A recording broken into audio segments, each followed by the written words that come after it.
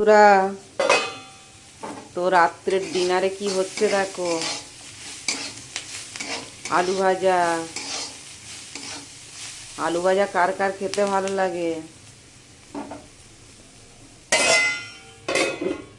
আর কি হবে বলো তো? এই দেখো, কুচো কুচো করে ঢ্যাঁড়স ভাজা আর পেঁয়াজ লঙ্কা দিয়ে। আর এখানটাতে আটা মাখা আছে, রুটি করব। এই যে চাটু বসিয়ে দিয়েছি, ঠিক আছে। আর রাখবো কিসে বলো তো? এই যে হটপট।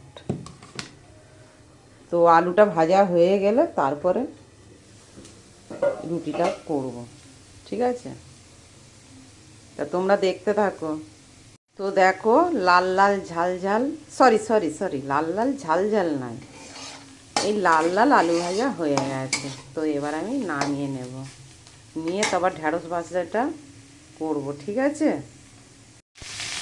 বন্ধুরা দেখো দেখো, ঢ্যাঁড়স ভাজাটা বসিয়ে দিয়েছি, ঠিক আছে। একটু নুন দিয়ে দিচ্ছি আর একটু হলুদ দিয়ে দিচ্ছি। হলুদ একটু হলুদ হলুদ হবে তো, তার জন্য নাড়াচাড়া করিয়া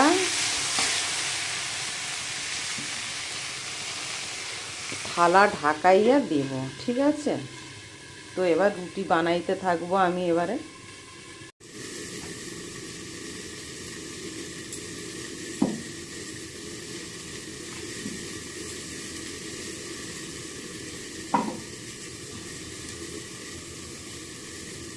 গোল করতে পারি না, যেমন হচ্ছে তেমনই করছি।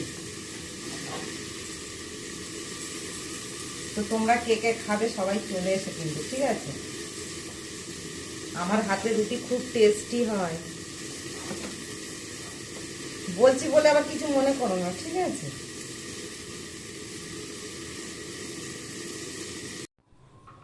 বন্ধুরা, তো দেখো, ফাইনালি আমার ঢ্যাঁড়স ভাজা একদম কমপ্লিট। এরকমভাবে ঢ্যাঁড়স ভাজা করলে আমার হাজব্যান্ড খেতে খুবই পছন্দ করে। তো এখানে আমার রুটিও একদম কমপ্লিট। তো কি করা হবে এবারে?